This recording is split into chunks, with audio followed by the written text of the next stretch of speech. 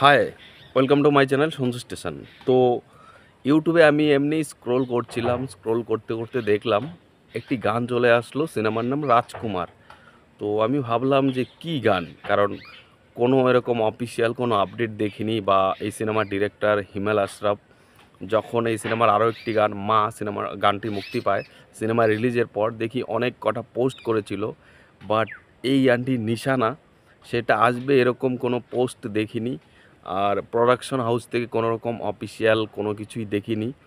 আমি ভাবছিলাম প্রথমে হয়তো বা এটা কোনো মানে হতে পারে ফেক ভিডিও, বাট ক্লিক করলাম, ক্লিক করে দেখলাম ভাই এটা তো অরিজিনাল ভার্সেটাইল মিডিয়া থেকে আসছে, এবং গানটা শুনে পুরো মুগ্ধ হয়ে গেছি, ভয়েসে প্রেমে পড়ে গেছি ভাই পুরো।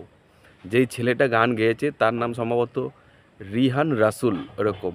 সাথে একজন লেডি ভয়েস রয়েছে, তার নাম স্মৃতি সাহা, আমাদের আমাদের মধ্যে বাঙালি। তো গানটা ভাই সত্যি মন কেড়ে নিয়েছে।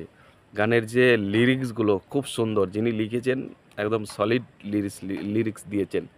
আমি মনে করি মানে এই যে এত সুন্দর গান, রাজকুমারের তো সবগুলো গান শুনেছি, সব থেকে প্রিয় হয়ে গেল এই গানটা। আমি বুঝলাম না, যেহেতু এই গানটার মধ্যে এত দম রয়েছে, এত কোয়ালিটি রয়েছে, তাহলে এই গানটা কেন আগে রিলিজ করেনি। আচ্ছা, এমনটাও হতে পারে যে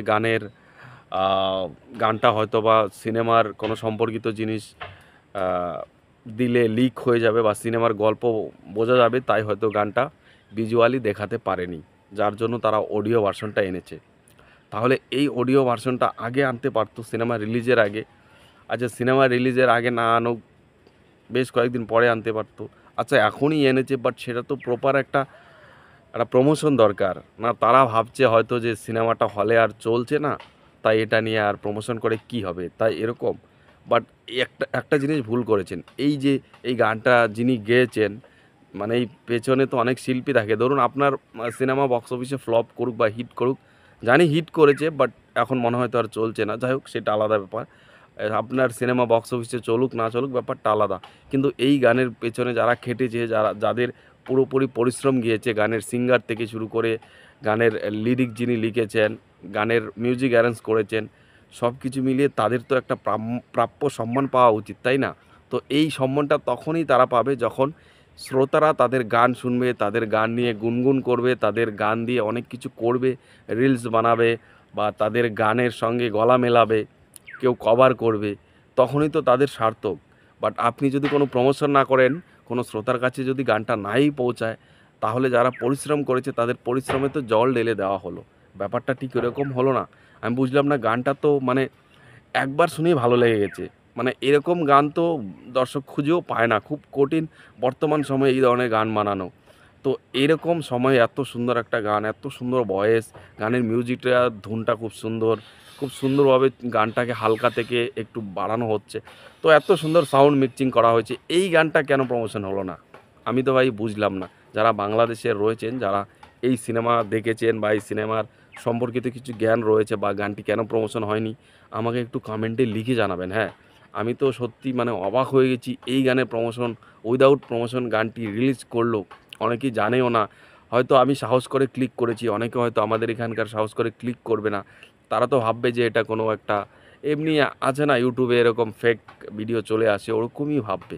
তো একটা অফিসিয়ালি গান তো অফিসিয়ালভাবে প্রমোশন করা উচিত।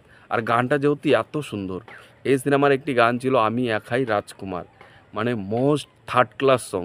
ওই গানটার কত প্রমোশন করেছিল, আমি বুঝি না। মানে এরা কি কচু টচু খেয়ে ডিরেক্টর হয়ে গেছে নাকি, কোনটাকে প্রমোশন করতে লাগে কোনটাকে করতে লাগে না, সেই মানে ছোট্ট একটা সাধারণ জ্ঞান নেই।